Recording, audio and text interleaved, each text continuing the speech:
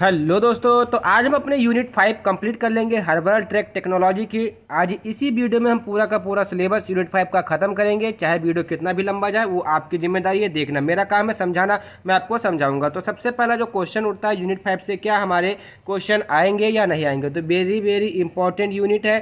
5th unit से schedule T का जो क्वेश्चन है वो आपके एग्जाम में समझ लीजिए रखा हुआ है, उसको भी हम यहाँ पे डिस्कस करेंगे। और 2 नंबर में आपको 4 इंस्टीट्यूशंस के नाम भी पूछ सकता है। तो ये सारी चीज़ें आज हम इस वीडियो में डिस्कस करने वाले हैं कि कैसे आप इस यूनिट 5 को अच्छी तरीके से समझ सकते हैं और कैसे अपने दिमाग में बैठा सकते हैं। और नोट्स हमारे www.latest और जो नोट्स है वो आपके हमारे वेबसाइट www.latestlearnpharmacy.com पे अवेलेबल है। वहाँ पर जाकर के आप इसको डाउनलोड कभी कर सकते हैं। तो बेसिकली स्टार्ट करते हैं। हमारा यूनिट नंबर 5 है क्या। इसमें हमको बेसिकली हर्बल इंडस्ट्रीज के बारे में पढ़ना है, उसकी क्वालिटी, उसके फ्यूचर प्रोस्पेक्ट के बारे में पढ़ना है, और साथ ही साथ में कुछ हमको इंडस्ट्री के नाम वगैरह भी देखने हैं और शेड्यूल टी के बारे में पढ़ना है। तो ठीक है, तो सबसे पहले बात आती है कि general introduction to herbal industry. तो हर्बल इंडस्ट्री क्या, देखिए आपने इंडस्ट्री का नाम सुना होगा। इंडस्ट्री कहाँ होती है, मतलब किसको बोलते हैं कि जहाँ पे हमारी मैन्युफैक्चरिंग वगैरह होती है दवाइयों की। अगर फार्मास्यूटिकल इंडस्ट्री की बात करें तो जहाँ पे हमारी दवाइयों की मैन्युफैक्चरिंग होती है उसको क्या बोलते हैं हम,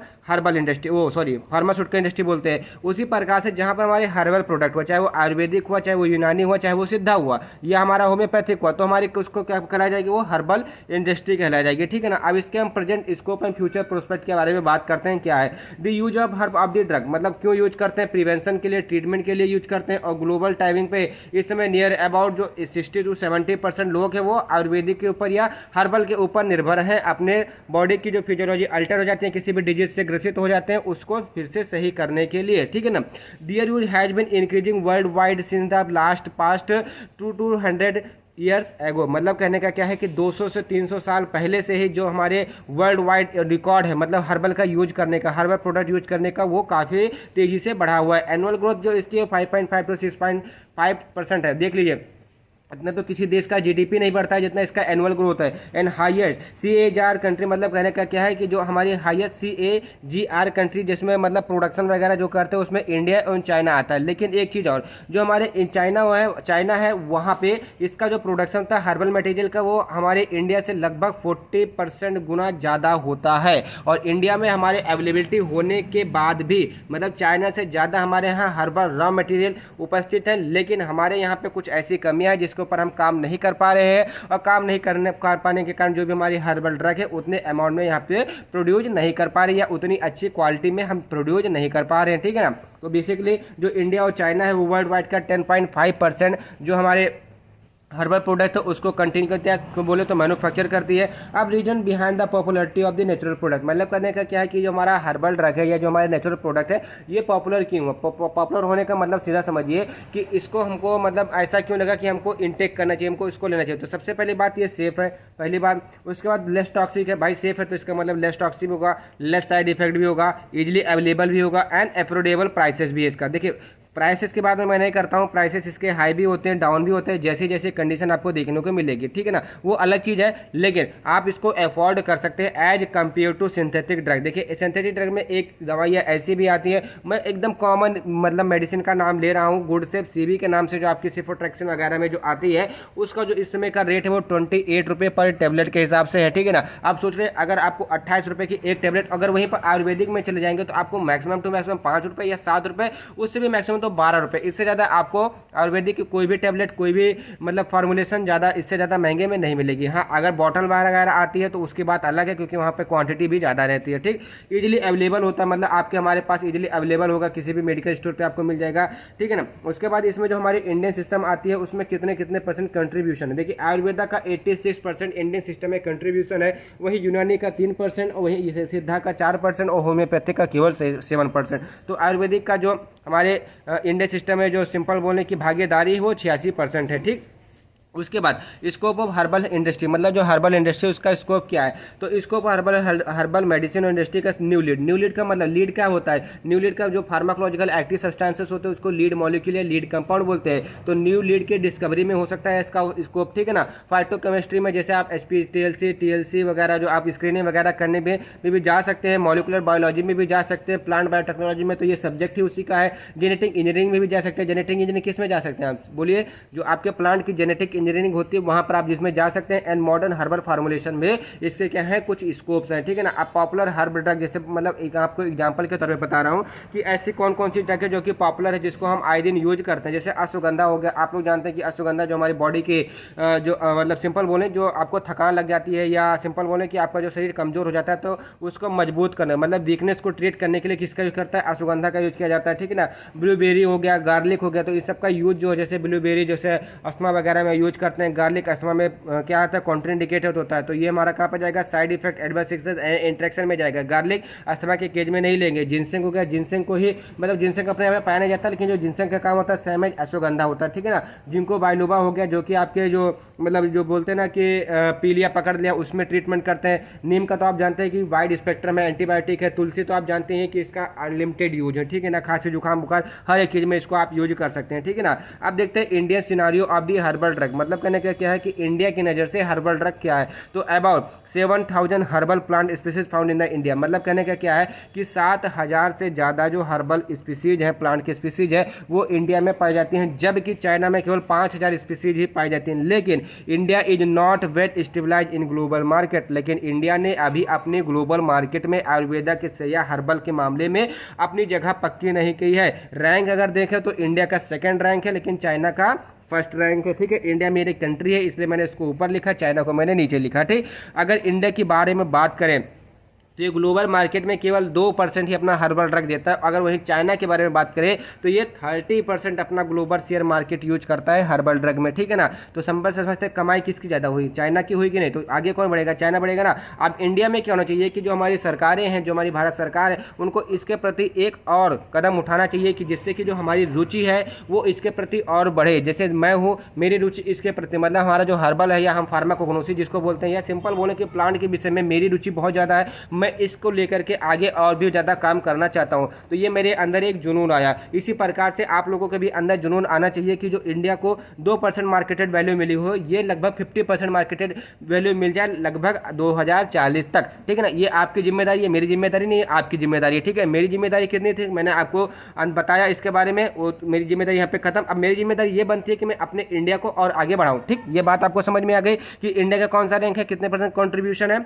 अब तो आपको ये तो समझ में आ गया कि इंडिया का कौन सा रैंक है और चाइना का कौन सा रैंक है, ठीक है ना। तो India market is very uncertain condition. Uncertain condition का मतलब समझ रहे कि बहुत अच्छी कंडीशन नहीं है, because unorganise informal growth and development of the herbal industry, क्योंकि यहाँ पर हर्बल इंडस्ट्री का उतना अच्छा ग्रोथ नहीं हो पा रहा इन इंडिया। मतलब अगर हम इंडिया की बात करते हैं तो medicinal plant rarely undergo double blind trial to know their actual therapeutic effect. अब डबल ब्लाइंड ट्रायल का मतलब क्या होता है कि उसको 1-2 बार ही टेस्टिंग किया जाता है। लेकिन अगर हम चाइना के बारे में बात करें तो वो कहाँ पर लार्ज स्केल में चला जाता है। मतलब कहने का क्या है कि उसका जो रिसर्च है वो बहुत ही हाई लेवल का होता है, बहुत ही मतलब ये नहीं है कि आपको एक बार असफलता मिली तो आपने छोड़ दिया, आपको असफलता मिली तो फिर से उसने स्टार्ट कर दिया। इसके फ्यूचर प्रोस्पेक्ट क्या क्या हो सकते हैं, मतलब जो हर्बल इंडस्ट्री है इसके फ्यूचर प्रोस्पेक्ट क्या हो सकते हैं। तो traditional system of treatment has been rapidly growing, मैंने आपको बताया कि कैसे। फॉर एग्जाम्पल तो डायबिटिक वगैरह के कंडीशन में सिस्टम ऑफ इकोनॉमिक इंपॉर्टेंस हो गए।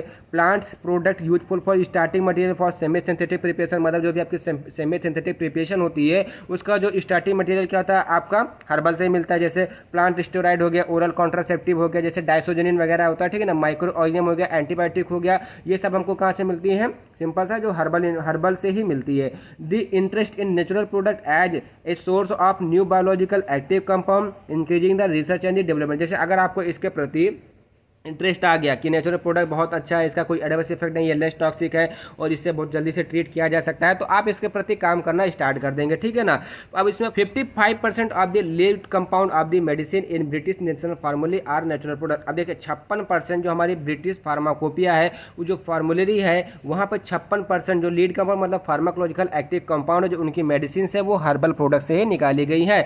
Several genetically modified natural product have a significant impact and more than 20 biotechnological derived product in the market. कहने का मतलब क्या है, आपने सुना होगा कि मतलब इसमें म्यूटेशन करके इसके प्रोडक्शन को बढ़ा दिया गया, इसकी एक्टिविटी को बढ़ा दिया गया, जैसे आपने बायोटेक्नोलॉजी में देखा होगा, जेनेटिक इंजीनियरिंग में वगैरह में देखा होगा, ठीक है ना। तो ये क्या है, हमारे कुछ फ्यूचर प्रोस्पेक्ट है कि हम बायोटेक्नोलॉजी में भी जा सकते हैं। एग्जाम्पल के तौर पर टिश्यू प्लाज्मिनोजेन एक्टिवेटर जो मतलब आपके ग्रोथ फैक्टर हो गए, इरेथ्रोपोइटिन वगैरह हो गए। इरेथ्रोपोइटिन मतलब जैसे जो आपके आरबीसी वगैरह कमी हो जाती है उस कंडीशन में जिसमें हीमोफीलिया वगैरह हो जाता है, ठीक है ना। And natural product important in 3 area of the drug discovery, मतलब जो हमारे नेचुरल प्रोडक्ट होते हैं वो हमारे ड्रग डिस्कवरी के 3 एरिया में बहुत ही इफेक्टिव होते हैं। कौन कौन से? Target for production by technology, मतलब कहने का क्या है कि जो हमारा ड्रग होता है उसको हम प्रोडक्शन करते हैं बायोटेक्नोलॉजी के हिसाब से। Source of the new lead compound, मतलब न्यू लीड कंपाउंड का सोर्स क्या है? An active ingredient for useful treatment, और कौन से एक्टिव इंग्रेडिएंट ऐसे होंगे जो कि हमारे यूजफुल होंगे किसी भी डिजीज को ट्रीट करने के लिए, ठीक है ना। अब यहाँ पे जरूरत है सुधार की नहीं है, ये आपको सोचना है, ठीक है ना। A brief account of the plant based industry and institution involve in the work on medicinal and aromatic plant in India, ये आपका टॉपिक है, कोई भी हेडिंग वगैरह नहीं है, आपका टॉपिक है जो आपके सिलेबस में दिया गया। इसका मतलब क्या है कि आपको डिफरेंट, मतलब जो हमारे इंडस्ट्रीज वगैरह है जो क्या मतलब प्रोडक्शन करते हैं मेडिसिनल प्रोडक्ट का या एरोमेटिक प्लांट का, वो इंडिया में कौन कौन सी ऐसी इंडस्ट्री, उनका नाम आपको बताना है, उनके विषय में आपको यहाँ पे बताना है, ठीक। तो पहला आता है plant based medicine, health product या फार्मास्यूटिकल या फूड सप्लीमेंट इट, मतलब समझ लीजिए कि जो आपके हर्बल ड्रग हो गए, चाहे वो आपके प्लांट बेस्ड ही हो गए, ठीक है ना। हेल्थ प्रोडक्ट हो गए जो कि न्यूट्रास्यूटिकल जिसको बोलते हैं, फार्मास्यूटिकल्स हो गए जिसको आप सप्लीमेंट के तरीके से, मतलब सिंपल बोले सप्लीमेंट के मतलब कहने के, जैसे आपको डायबिटीज वगैरह है तो आप मेटफॉर्मिन वगैरह की जगह पर आप आयुर्वेदिक दवाइयाँ भी तो ले सकते हैं, जैसे डायबिजेसिक वगैरह आता है आयुर्वेदिक में, बहुत ही अच्छी वर्क करती है। डायबिजेसिक का मैं बता दे रहा हूँ क्या होता है। देखिए डायबिजेसिक एक ऐसी ड्रग है हमारे आयुर्वेदिक सिस्टम में जो कि जो शुगर का लेवल होता है वो परमानेंट मेंटेन किए रखता होता है। अगर साथ में आप जम्बू फील का बज, मतलब जिसको बोलते हैं हम सिंपल सा जो जामुन का पेड़ होता है उसका जो पाउडर होता है, मतलब जामुन के पेड़ के पास जो उसका बीज होता है, जो सीड्स होता है, अगर उसके पाउडर का यूज करते हैं तो आपको विद इन द 30 मंथ, मैं आपको गारंटी दे रहा हूं कि विद इन द 30 मंथ आपका जो डायबिटिक लेवल है वो कम हो जाएगा। उसके बाद आप चाहे चावल खाएंगे, चाहे चाय पियेंगे, चाहे जितना मीठा खा लेंगे, मैं गारंटेड दे रहा हूं कि आपको वहां पे आपका शुगर नहीं बढ़ेगा। लेकिन साथ में आपको बहुत सारे प्रिकॉशंस लेने होंगे, वो तो बताने के लिए मैं यहाँ पे यूट्यूब पे नहीं बताऊंगा, आपको मुझे पर्सनली उससे मिलना पड़ेगा या बताना बोलना पड़ेगा, तो मैं उसको आपको बता सकता हूँ, लेकिन यहाँ पे नहीं। यहाँ पे अपना सिलेबस देखते हैं, ठीक है ना। ठीक, डेवलपिंग एंड डेवलप्ड कंट्री, मतलब कहने का क्या, इसका जो डिमांड है बहुत ज़्यादा, जैसे फूड सप्लीमेंट न्यूट्रास्यूटिकल्स आपने पढ़ा होगा सेकंड यूनिट में, मैंने आपको बताया था कि कितना ज़्यादा मार्केटेड लेवल में जो लोग जिम जानते हैं वो भी न्यूट्रास्यूटिकल प्रोटीन्स वगैरह का यूज करते हैं, तो हमारे क्या है न्यूट्रास्यूटिकल्स। अब इनका जो डिमांड है वो डे बाई डे बढ़ता ही जा रहा है। अब जैसे आप ही को मान लूँ, मैं आपको बोल दूँ कि जाकर के जिम में वर्क कीजिए, जाकर जिम में आप जिम कीजिए, मतलब एक्सरसाइज कीजिए, तो आप क्या करेंगे, पहले जिम वाला क्या बनेगा, आपको बड़ा सा प्रोटीन का डब्बा भेजेगा। प्रोटीन का डब्बा देने का मतलब क्या है कि आपको न्यूट्रिशन मिलेगा, प्रोटीन भरपूर मात्रा में मिल जाएगा। अब इसका क्या होता है कि मतलब हम इसको क्यों लेते हैं, क्योंकि इसका कुछ एडवांटेजेस है, जैसे कि ये नॉन टॉक्सिक होता है, इसका जो एडवर्स इफेक्ट होता है वो भी कम होता है, चीपर भी कॉस्ट होता है। हालांकि जो प्रोटीन का पाउडर आता है न्यूट्रास्यूटिकल्स में उसका जो रेट होता है नियर अबाउट 65% ओवर लिखा होता है। 65% ओवर का मतलब मैं आपको बता देता हूँ, आपने मेडिकल देखिए अंदर की बात बता रहा हूँ, कोई बवाल मत करना, ठीक है ना। देखिए एक प्रोटीन का पाउडर आता है, प्रोटीन एक्स का नाम के नाम से आता होगा, ठीक है ना। उसका जो मैक्सिमम प्राइस है वो ओनली 60 रुपीज़ है, मतलब कहने का क्या है 60 रुपये। लेकिन अगर आप उसका मार्केटेड प्राइस देखोगे तो आपको 442 445 में मिलेगा। मेडिकल स्टोर वाला आपको कितने में देंगे, 420 440 ऐसे देगा, उससे ज़्यादा 450, बहुत जगह तो ऐसे होंगे 460 से नीचे नहीं देंगे। लेकिन उसका जो एक्चुअल प्राइस वो कितना है, ओनली 40 रुपीज़ है, ये ओनली 60 रुपीज़ है, ये आप समझ लीजिए 42 to 60 रुपीज़ ही है, इससे ज़्यादा उसका प्राइस नहीं है, ठीक है। मैं आपका एक्सपीरियंस बता रहा हूँ, ठीक है ना। 80% ऑफ द वर्ल्ड पॉपुलेशन, मतलब कहने का क्या है, जो आपकी वर्ल्ड पॉपुलेशन है 80% की depend upon traditional plant based medicine. देखिए क्यों है, देखिए अगर मैं आपकी सिंथेटिक ड्रग के बारे में बात करूं तो सिंथेटिक ड्रग का मटेरियल आता कहां से, प्लांट से तो आता है या एनिमल से तो आता है। तो वही मैं बता रहा हूं कि जो 80% वर्ल्ड की पॉपुलेशन है वो डिपेंड है किसके ऊपर, प्लांट बेस्ड मेडिसिन के ऊपर। अब इसमें से टॉप मोस्ट कंट्री कौन कौन आ गई, मतलब कहने का क्या है कि जो प्रोडक्शन करती हैं, top most plant based industry जैसे चाइना में है सबसे ज़्यादा, उसके बाद इंडिया में है, इटली में है, जर्मनी में है, फ्रांस में है, स्विट्जरलैंड में सबसे ज़्यादा कम है। मतलब कहने का क्या है, ये सारी चीज़ें आपको मैंने नंबरिंग 1 2 3 4 5 के हिसाब से आप देख सकते हैं, तो इनका इतना नंबर है, ठीक है ना। उसके बाद herbal research institute with the working area. देखिए अब यहाँ तक हमने देख लिया कि जो हमारी हर्बल इंडस्ट्री है वो क्या है, उसका यूज क्या है, उसको हम कैसे मेंटेन करते हैं, मतलब मेंटेन करने का मतलब कैसे हम उसको चाइना, इंडिया, इटली कौन कौन से नंबर वगैरह पे इंडस्ट्री में, वो तो मैंने आपको बता दिया। अब आते हैं हमारे कि herbal research institute with working area, मतलब इसका कहने का मतलब क्या है ये समझिए।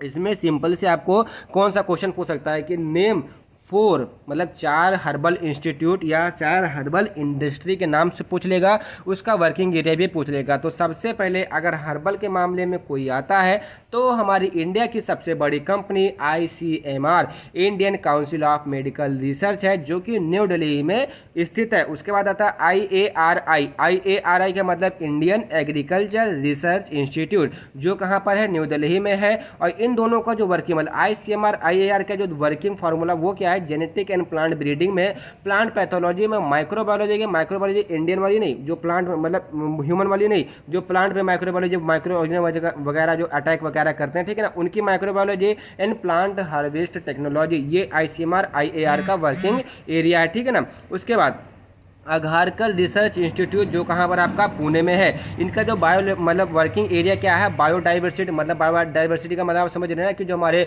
डिफरेंट टाइप के जो स्पीसीज है प्लांट के, उनके विषय में स्टडी करना, मतलब प्लेसियो biology, bio energy and development biology में इनका वर्किंग एरिया है। उसके बाद आता है फॉरेस्ट रिसर्च इंस्टीट्यूट, जो कि देहरादून में, इसका जो वर्किंग एरिया क्या है, forest management, agro forestry, urban forestry, would science and ecology ETC इनका वर्किंग एरिया है। उसके बाद आता है central institute of post harvest engineering and technology, जो कि लुधियाना में, इनका जो वर्किंग एरिया क्या, evolution of the quality of the food safety packaging storage वगैरह जो आपकी होती है, इनका क्या काम सिंपल है इनका। उसके बाद जो हमारी नेक्स्ट इंस्टीट्यूट आती है वो आती है central plantation crop research institute, जो कि कृष्णापुरम केरला में है। इसका जो वर्किंग एरिया क्या है, क्रॉप इंप्रूवमेंट है, प्रोडक्शन है, प्रोटेक्शन एंड प्लांट फिजियोलॉजी के ऊपर इसका वर्किंग एरिया है। उसके बाद नेक्स्ट इंस्टीट्यूट आता है Indian institute of vegetable research centre, जो कि बनारस में हमारे यूपी में। वर्किंग क्या है इसका एरिया क्या, applied research for developing technology to enhance productivity of the vegetable crop, इसका वर्किंग एरिया है। National Centre for Integrated Pest Management Delhi, ये हमारा कहाँ है, दिल्ली में उपस्थित है, इसका वर्किंग एरिया पेस्ट मैनेजमेंट में है। चौधरी चरण सिंह हरियाणा एग्रीकल्चर यूनिवर्सिटी, जो कि हिसार में है, जिसका वर्किंग एरिया क्या है, organic matter, crop growth, waste management, rice management को मैनेज करना। उसके बाद हमारा आता है भारतीयर यूनिवर्सिटी, जो कि आपका तमिलनाडु में, जिसका वर्किंग एरिया क्या है, प्लांट जेनेटिक इंजीनियरिंग, सिंपल बोले तो प्लांट की जो जेनेटिक इंजीनियरिंग होती है, इनका वर्किंग एरिया है। उसके बाद आते हैं सेंट्रल काउंसिल फॉर रिसर्च इन यूनानी मेडिसिन, जो कि आपकी न्यू दिल्ली में है, ठीक है ना, यहीं पे जामिया वगैरह है, ठीक है ना। National institute of the Ayurveda, जो कि जयपुर में है। Central drug research institute Lucknow में है। नेशनल केमिकल लेबोरेटरी पुणे में है। Maharashtra animal and fisheries science university, जो कि नागपुर में महाराष्ट्र में है। देखिए ये इतनी सारी मैंने आपको संस्थाओं के नाम बताया, इंस्टीट्यूशन का नाम बताया, रिसर्च सेंटर का नाम बताया, इसमें से आप 10 तो कम से कम याद कर ही लीजिएगा। अगर आप 10 याद कर लेते हैं तो 5 याद रहेगा, वहाँ पे 5 याद रहेगा तो आप आसानी से 4 लिख ले जाएंगे, ठीक है ना। बात तो समझ रहे ना कि आप पढ़ोगे तो बाल्टी भर लेकिन लिखोगे याद रहता है, गिलास भर, और लिखते कितना, छीटा भर हो, पाते कितना हो, कुछ नहीं पाते, मतलब पॉइंट भर पाते, वो अलग बात है, ठीक है ना। बस आपको 10 याद करना है। 10 याद करने के बाद कुछ मत करिए, उसको अच्छे तरीके से पढ़ लीजिए और जा करके वहाँ पे लिख दीजिए 4 इंडस्ट्री के नाम। अब उसके बाद सब इंपॉर्टेंट लेबोरेटरीज, मतलब जो हमारे प्रोडक्शन इंडस्ट्री प्रोडक्शन होते हैं, वहाँ पे कुछ हमारी लेबोरेटरीज भी है, जैसे हिमालय, जैसे आपके हिमालय के प्रोडक्ट आते हैं, आप देखते हैं कि हिमालय का लीवर 52 आ गया, हिमालय का सिरप आता है, ठीक है ना, कास मधु वगैरह जो हिमालय वगैरह के आते हैं। तो हमारी हिमालय फार्मास्यूटिकल, जो कि केरला में है। आदित्य आयुर्वेदिक, जो कि गुजरात में है। गवर्नमेंट आयुर्वेदिक फार्मेसी, जो कि आपके हिमाचल प्रदेश में है। दिव्य फार्मेसी, जो कि पतंजलि हरिद्वार में है। नागार्जुन फार्मास्यूटिकल, जो कि गुजरात में है। झंडू का जो झंडू बाम, झंडू पंचायत, झंडू च्यवनप्राश आता है, वो झंडू फार्मास्यूटिकल वर्क्स लिमिटेड, जो कि आपका महाराष्ट्र में है। यमुना फार्मेसी है, ठीक है ना। ये सब आपके कॉमन या जो इंपॉर्टेंट सम लेबोरेटरीज है, जो कि हमने यहाँ पर मेंशन किया हुआ है। उसके बाद इसमें जो नेक्स्ट टॉपिक आता है वो शेड्यूल टी। शेड्यूल टी क्या है, ये आपने जूरिस्प्रूडेंस, क्वालिटी एश्योरेंस दोनों में पढ़ा होगा। इसके अंदर सीधा सीधा GMP आता है, मतलब गुड मैन्युफैक्चरिंग प्रैक्टिसेस। क्या होता है कि जो भी हम प्रोसीजर फॉलो करते हैं या जो भी हम प्रोडक्ट का फॉर्मेशन करते हैं, प्रोडक्शन करते हैं, वो एक प्रिस्क्राइब्ड प्रोसीजर के हिसाब से करते हैं, उसी को क्या बोलते हैं आप, GMP, मतलब गुड मैन्युफैक्चरिंग प्रोसेस बोलते हैं, ठीक है ना। तो schedule T of the drug and cosmetic act 1940 and rules 1945, ये आपका एक एक्ट है जो कि आया था 1940 में और लागू कब हुआ था, 1945 में। इसने डिस्क्राइब किया है कि good manufacturing practices of the Ayurvedic and सिद्धा एंड यूनानी ड्रग। सिंपल कहने का मतलब क्या है कि जो हमारा कॉस्मेटिक एक 1940 है और रूल्स 1945 है, इसने एक एक्ट को सिंप्लीफाई किया हुआ, जिसका नाम क्या है, जीएमपी ऑफ द आयुर्वेदिक, सिद्धा एंड यूनानी drug. They have divided into the following part, मतलब ये टोटल 4-5 पार्ट में है, 5 पार्ट में है। अब पांचों पार्ट के नाम देखते हैं क्या क्या है। पार्ट ए में आपका क्या होता है, गुड मैन्युफैक्चरिंग प्रैक्टिसेस होती है, मतलब जीएमपी का सीधा सीधा स्टडी करते हैं। वहीं अगर हम पार्ट सेकंड के बारे में बात करें तो list of machinery for manufacture of various category of the Ayurvedic and सिद्धा सिस्टम ऑफ द मेडिसिन, मतलब कहना क्या कि जो हमारे आयुर्वेदिक हो गया या सिद्धा सिस्टम होता है जो उसमें मेडिसिन का मैन्युफैक्चरेशन होता है, उसमें किन कौन सी मशीन का यूज किया जाएगा, ये हमारे पार्ट सेकंड ए में है। अगर हम पार्ट सेकंड बी में बात करें तो machinery, equipment and maximum manufacturing premises. Premises का मतलब इंफ्रास्ट्रक्चर जो होता है कि कहाँ पे कौन सा प्रोडक्शन एरिया होगा, कहाँ सा स्टेराइल एरिया होगा, कहाँ पे रॉ मटेरियल स्टोरेज एरिया होगा, कहाँ पे फिनिश प्रोडक्ट, कहाँ पे क्वालिटी कंट्रोल एरिया होगा, ये बताता है क्या हमारा प्रीमिसेस, ठीक है ना। तो list of machinery, equipment and minimum manufacturing premises for manufacture of the various category of the यूनानी सिस्टम ऑफ द मेडिसिन। देखिए ये दोनों एक ही चीज है, मतलब सेकंड ए और सेकंड बी। सेकंड ए में क्या करते हैं, सिद्धा सिस्टम और आयुर्वेदिक सिस्टम को स्टडी कैटेगरी की सिस्टम करते हैं। वहीं अगर हम पार्ट बी में बात करें तो यूनानी सिस्टम ऑफ द मेडिसिन के बारे में हम यहाँ पे उसके मशीनरी, उसके मैन्युफैक्चरिंग प्रोसेसेस, उसके प्रीमिसेस के बारे में हम बात करते हैं।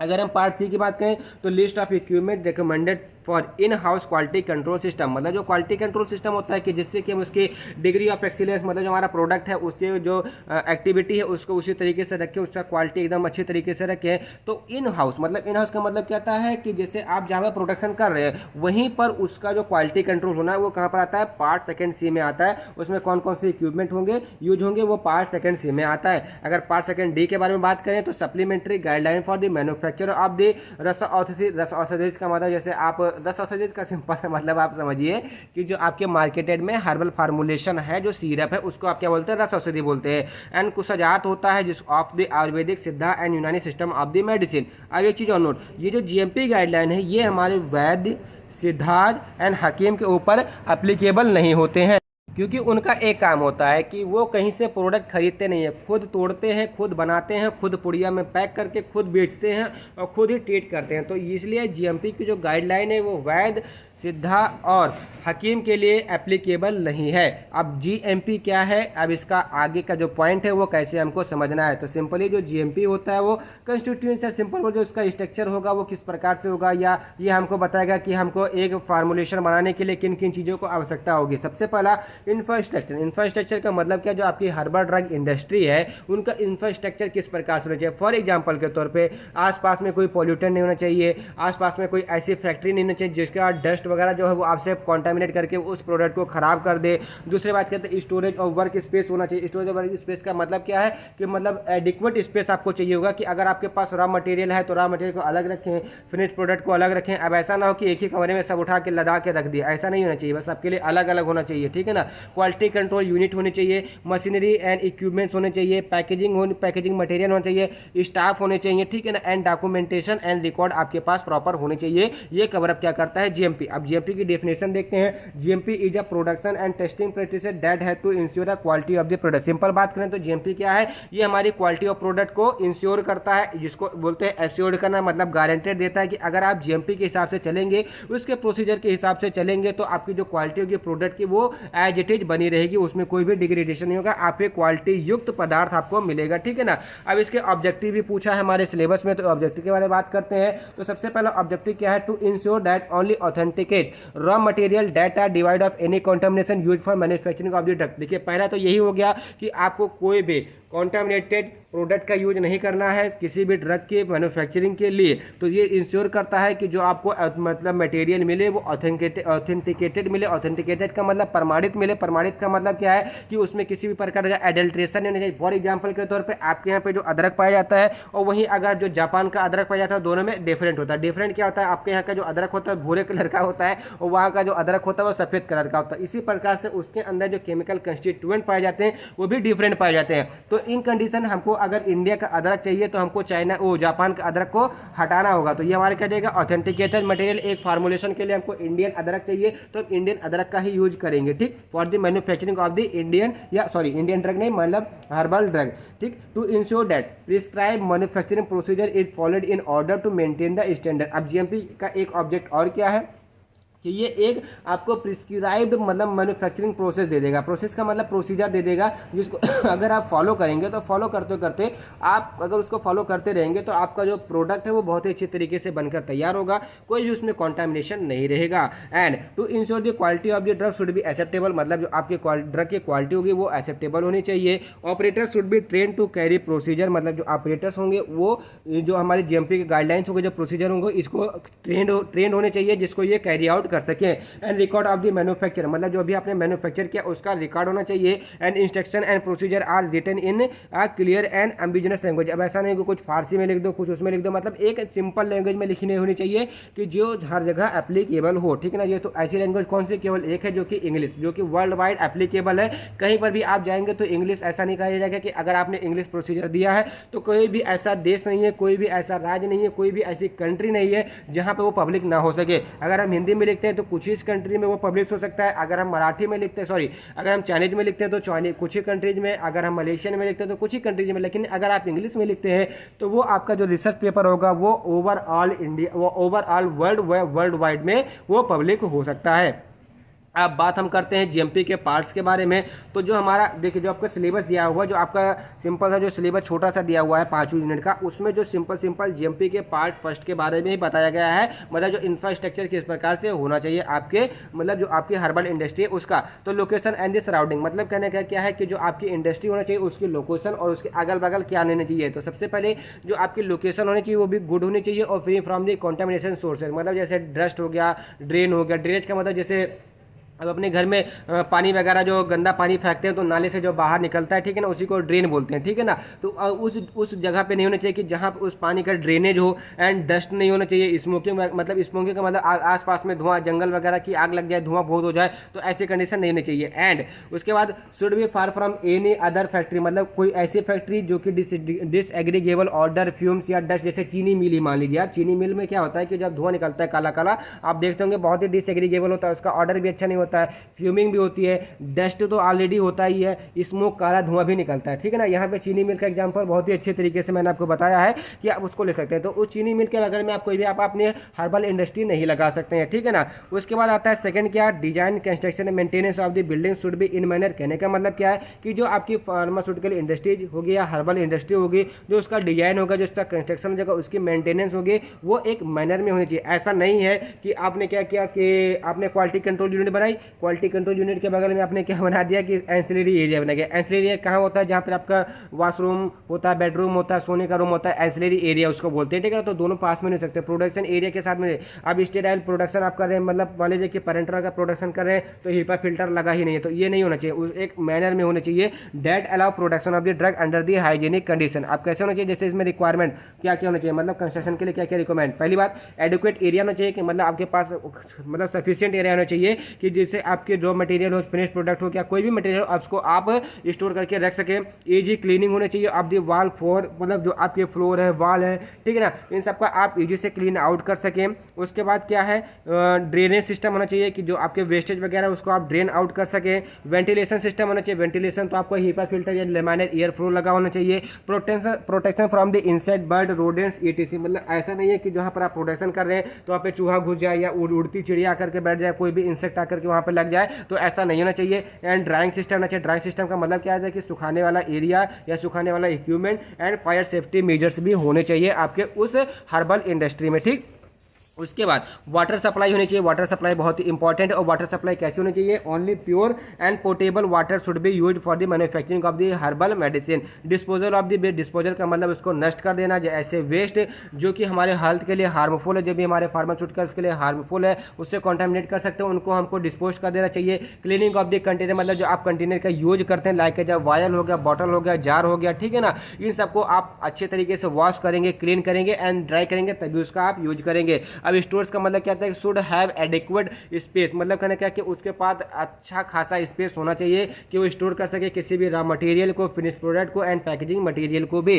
अब आता है रॉ मटेरियल। रॉ मटेरियल मतलब कहने क्या कि जो आप रॉ मटेरियल यूज करते हैं हर्बल इंडस्ट्री में, उसका कैसे कैसे आपको प्रोसीजर फॉलो अप करना है। तो all the raw material should be purchase from the sources, मतलब सिंपल बोले ऑथेंटिकेटेड पर्सन से हमको जो भी मटेरियल आप लेंगे उसको बाई करना होगा। And store in appropriate container, उसको सिंपल सा एक कंटेनर में जो कि उसके लिए सूटेबल हो, वहाँ पर आपको क्या करना होगा, सिंपल सा स्टोर करना। फॉर एग्जाम्पल के तौर पर जैसे टेनिस आप जानते हैं, अगर आपका कोई कंपनी है, आपने टेनिस मंगाया, तो आप टेनिस कहाँ पे स्टोर करेंगे, डब्बे में, जार में, वायल में, कहाँ स्टोर करोगे, जल्दी बताओ।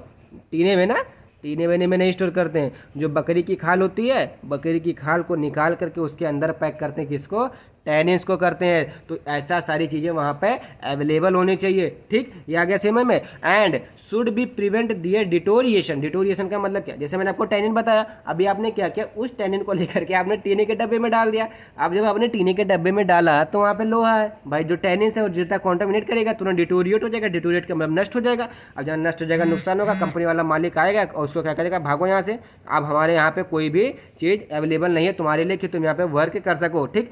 जैसे मैंने आपको एग्जांपल बताया, ठीक है, डिटोरिएशन फ्रॉम द मॉइस्चर की वजह से हो जाए, किसी भी इंसेक्ट की वजह से हो जाए, रोडेंट्स की वजह से हो जाए, या माइक्रोबियल कॉन्टामिनेशन की वजह से हो जाए, तो ये सारी चीज़ें प्रिवेंट होनी चाहिए, ठीक। And container which use should be label properly, मतलब जो कंटेनर का आप यूज करें उसका जो लेबल होना चाहिए वो प्रॉपरली लेबल्ड। लेबल का मतलब जैसे आपने सिरप वगैरह पीते होंगे या दवा वगैरह लेते हो तो उस पर एक लेबलिंग चार्ट लगा होता है। यहाँ पर ड्रग का नाम होता है, उसका कैसे आप IMI भी लेंगे, उसमें कौन कौन से इंग्रेडिएंट हैं, कौन कौन से एक्सिपिएंट्स है, उसकी date of manufacturing, date of expiry, ETC वगैरह जो भी हैं वो वहाँ पे ऑलरेडी लिखे होने चाहिए। तो बेसिकली इसमें क्या क्या होना चाहिए, name of the raw material, मतलब जो रॉ मटेरियल का नेम है, जो भी उसके अंदर पैक्ड है तो उसका नाम होना चाहिए।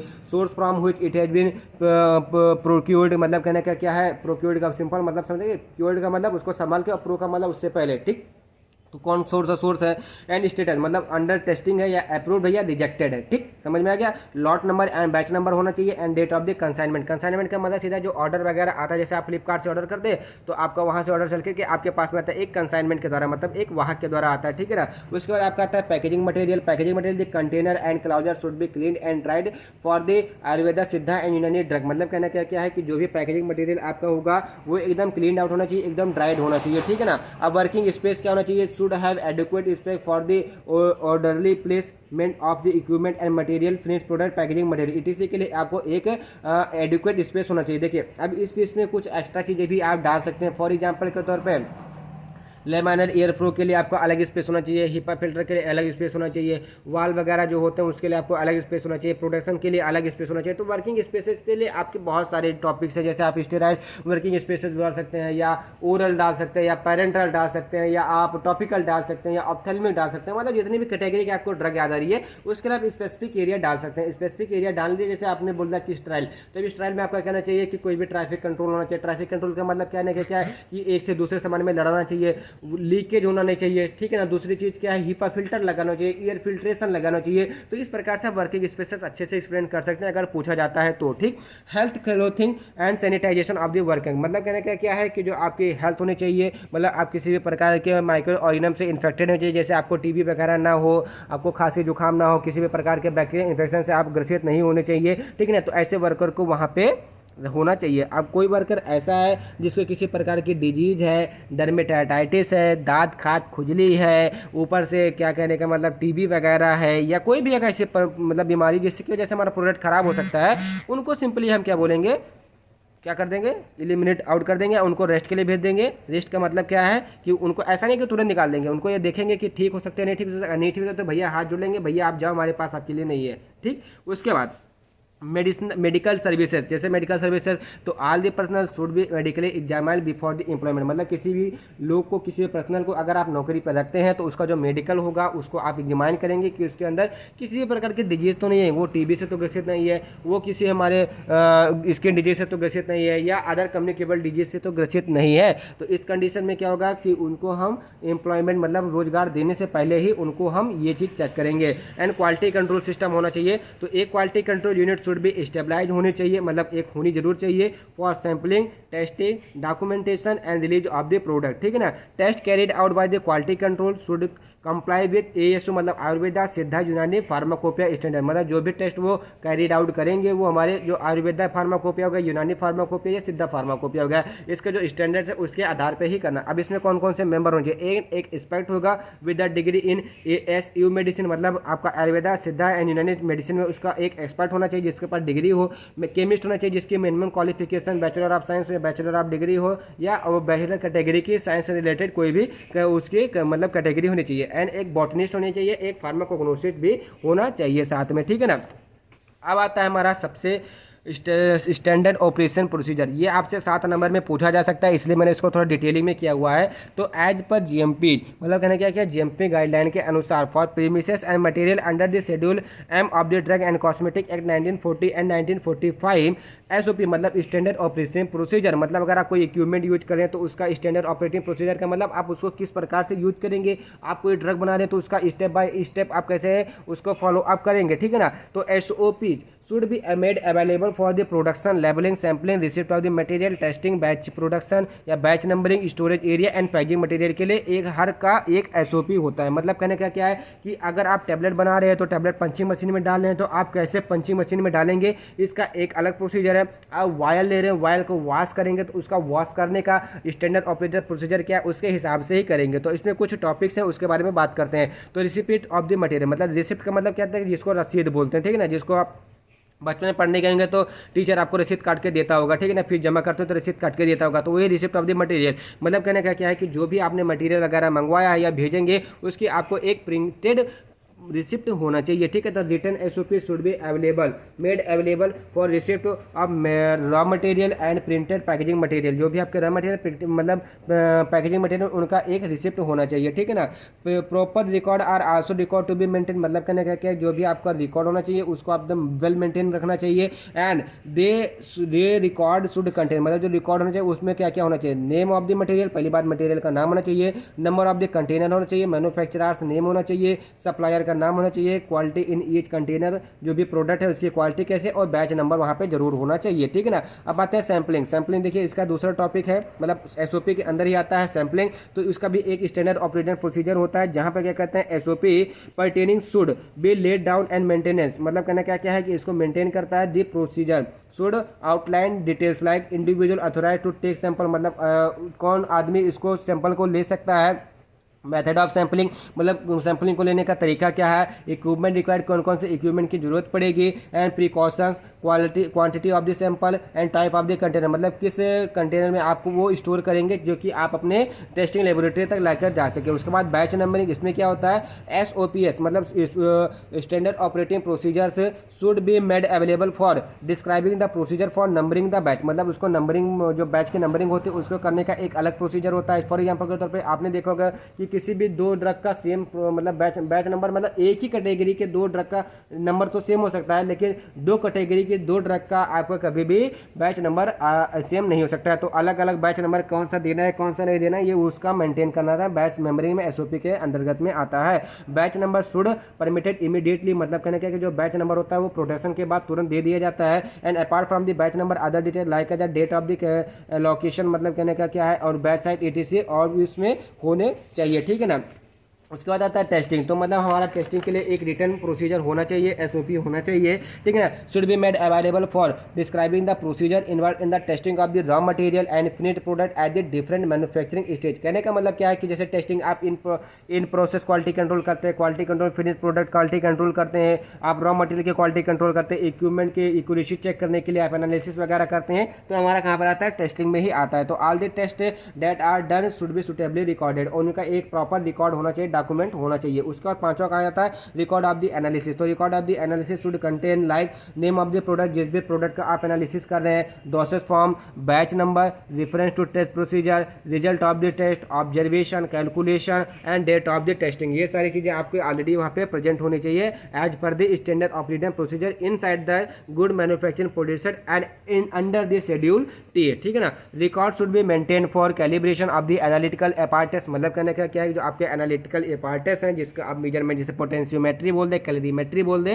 तो ये हमारी क्या है एनालिटिकल एपार्टस है जिसको हमारा एक रिकॉर्ड मेंटेन होना चाहिए। असेंबली हो गया, वैलिडेशन ऑफ द इक्विपमेंट, इनका मतलब एक रिकॉर्ड होना चाहिए कब तक वैलिडेटेड है। Maintenance, cleaning and sanitisation, environmental monitoring, pest control ETC क्या आता है हमारे रिकॉर्ड ऑफ द एनालिसिस में आता है। तो आपके जो 5 मिनट थे मैंने आपको बहुत ही अच्छी तरीके से एक्सप्लेन की। अब इसमें से कोई भी क्वेश्चन अगर आपको आ जाता है तो आप कमेंट करके हमको जरूर बताइएगा कि क्या आपका कोई क्वेश्चन फंसेगा। बिल्कुल नहीं नहीं फंसना चाहिए। अगर फंसेगा तो समझ लेना, फिर समझ लेना क्या होगा। ठीक, तो thank you for watching the video from the latest information. मिलते हैं नेक्स्ट वीडियो में एक और लेक्चर के साथ।